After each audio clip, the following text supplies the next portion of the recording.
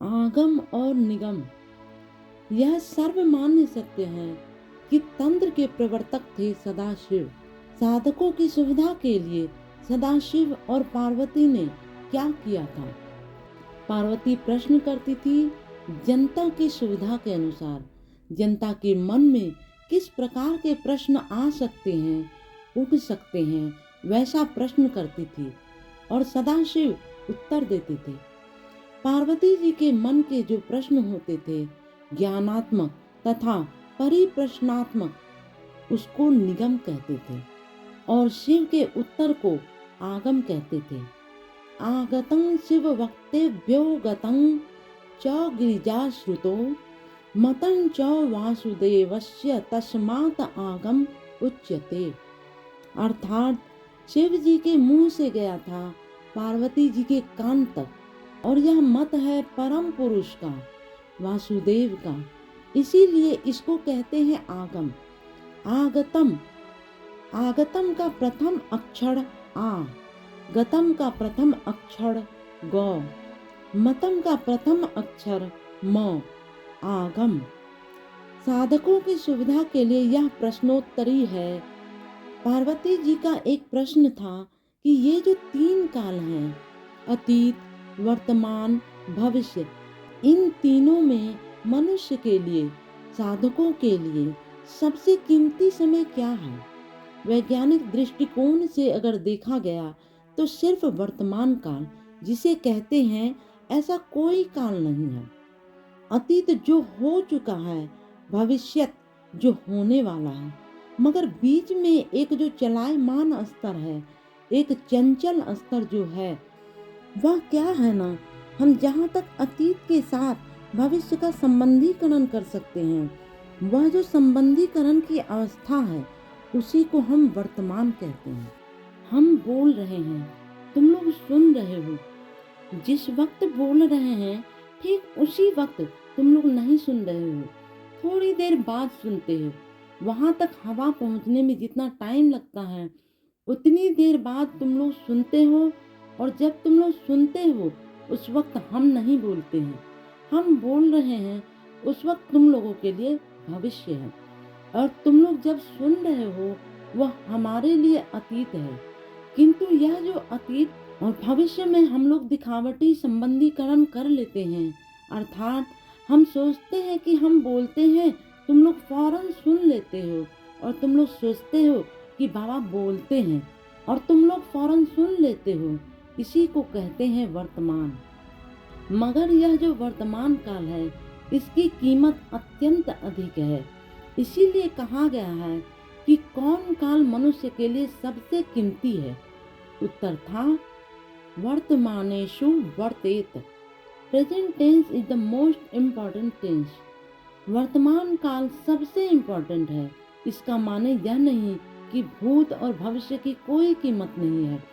अतीत की कीमत है कि तुम्हें उनसे प्रेरणा मिलेगी। मान लो अतीत काल में हम लोगों के पूर्वज लोगों ने बड़े बड़े काम किए, उससे आज हम लोगों को प्रेरणा मिलेगी। इसीलिए अतीत की भी कीमत है। अतीत के बाद भविष्य।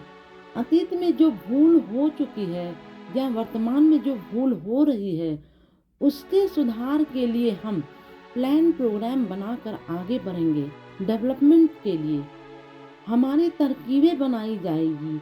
इसीलिए भविष्य का भी मूल्य है। एक आदमी एक पौधा, एक पेड़ लगाते हैं, रोपते हैं, उससे जब फल मिलेगा वे मर जाएंगे। उनका उत्तर पुरुष, सेकेंड जनरेशन, थर्ड जनरेशन उसका फल खाएंगे। यह हम लोग भविष्य के लिए भी कहते हैं। मगर शिव वाक्यम के अनुसार सबसे गुरुत्वपूर्ण, सबसे महत्वपूर्ण है वर्तमान काल। वर्तमानेषु वर्तते। मनुष्य में जो कुछ बुद्धि है, शक्ति है, मेधा है, यह सब वर्तमान काल में है। एक मनुष्य में जो आज शक्ति है, कुवत है, बुद्धि है, उसका सदुपयोग अगर नहीं करता है तो कुछ दिनों के बाद वह शक्ति नहीं रहेगी, वह बुद्धि नहीं रहेगी। उस वक्त मनुष्य को हताशा घेर लेगी। उसके मन में होगा जब सुदिन था, जब काम करने की शक्ति थी, उस वक्त कुछ नहीं किया। आज हमारे पास रह गया केवल पश्चाताप। इसीलिए शिव वाक्य है कि वर्तमान की अवहेलना नहीं होनी चाहिए। पांच भौतिक जगत में जो सुविधाएं मिल रही है, अच्छा अच्छा काम करने का तुमको मौका मिल रहा है, अगर तुम उससे काम नहीं लिए तो भविष्य में तो पश्चाताप करना होगा। मान लो एक विद्वान है, वह विद्वता के द्वारा समाज की सेवा कर सकते हैं। उसके बाद जब बूढ़े हो जाएंगे, उनकी शक्ति चली जाएगी, उस वक्त अपनी विद्वता के द्वारा वे सेवा नहीं कर सकते। आज जो बुद्धिमान है, हो सकता है मस्तिष्क की गड़बड़ी के कारण कल वह पागल हो गए, उस वक्त तो वह अपनी बुद्धि से समाज की सेवा नहीं कर सकेंगे।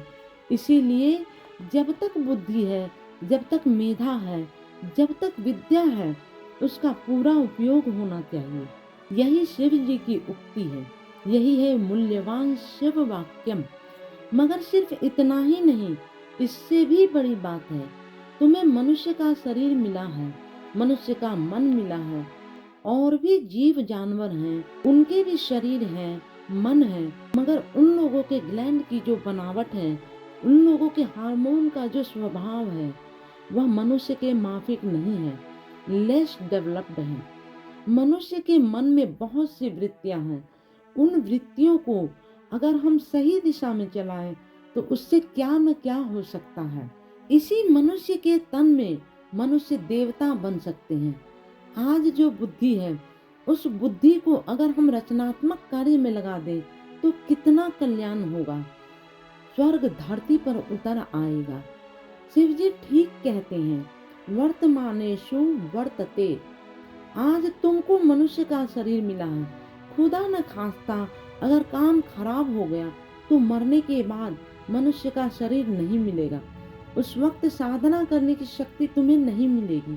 मनुष्य का मन उन्नत है, डेवलप्ड है, उसी के द्वारा तुम बहुत कुछ समझ सकते हो, सूक्ष्म जगत के पास पहुंच सकते हो। पशु के शरीर में नहीं कर सकते हो। पशु तो आए, खाए, पिए, मर गए, चले गए। मनुष्य में वह बात नहीं। मनुष्य के सामने आदर्श सबसे बड़ी चीज है। मनुष्य के सामने लक्ष्य सबसे बड़ी चीज है। दुनियावी जीवों, दुनियावी चीजों से ऊपर नहीं उठ सकेगा, किंतु मनुष्य के संबंध में यह बात नहीं है। मनुष्य का जो पांच भौतिक शरीर है, उसकी रक्षा के लिए मनुष्य को दुनियावी कामकाज करना पड़ेगा, रुपया पैसा कमाना पड़ेगा, खेती बाड़ी करनी पड़ेगी, बिजनेस करना पड़ेगा। शरीर की रक्षा के लिए करना फर्ज है। मगर मनुष्य की सामर्थ्य, मनुष्य की शक्ति वहीं सीमित नहीं रहती है।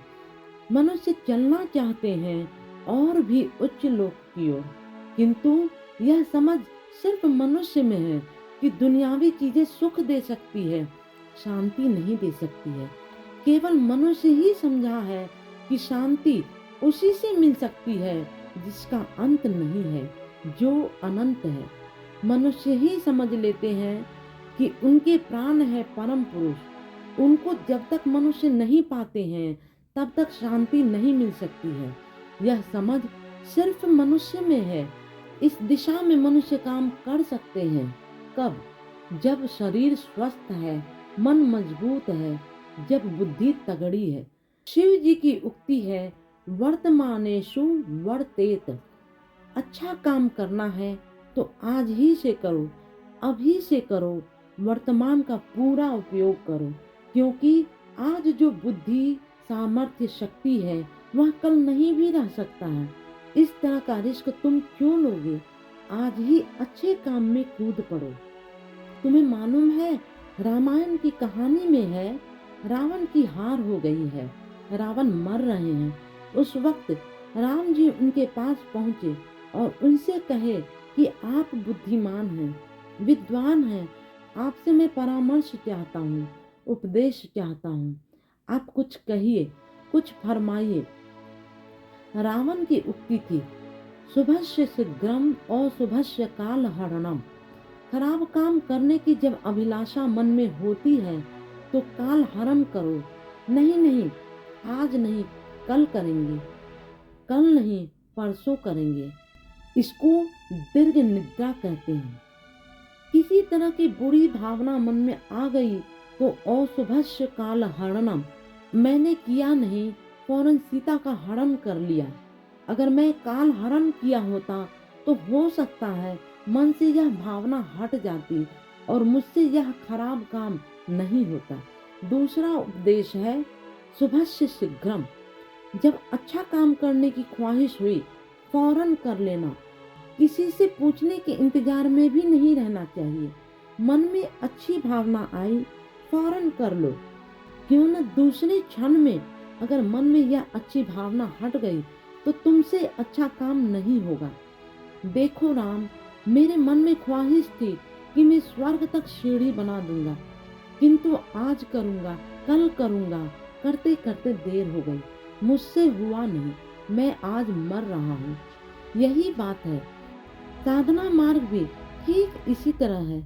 यह शुभ कर्म सबसे अधिक शुभ कर्म, शुभतम कर्म है।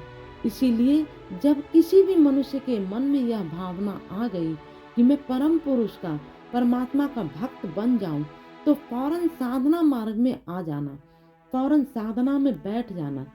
जन्म जन्मांतर की सुकृति से जब मनुष्य का तन मिल जाता है तो समझ लेना चाहिए कि परम पुरुष परमात्मा चाहते हैं कि यह अब पशु नहीं, अब यह पशु का शरीर नहीं दिया गया, अब यह साधना पथ पर आगे बढ़े, भजन करे, आगे बढ़ते बढ़ते परमात्मा के समीप पहुंच जाए, इसका अस्तित्व सार्थक हो जाए।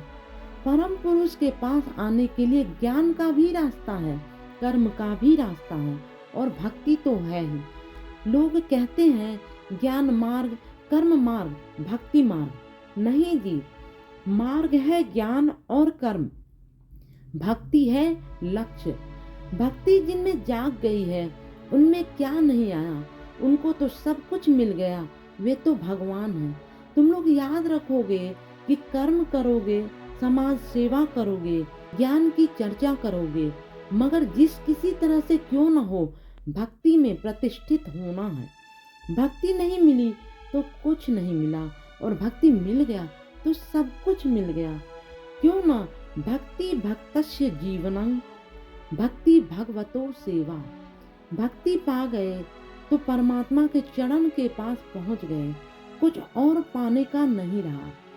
भक्ति पाने के लिए विद्या, बुद्धि, अर्थ, बल की जरूरत नहीं है, केवल चाहिए एक सुंदर पवित्र मन।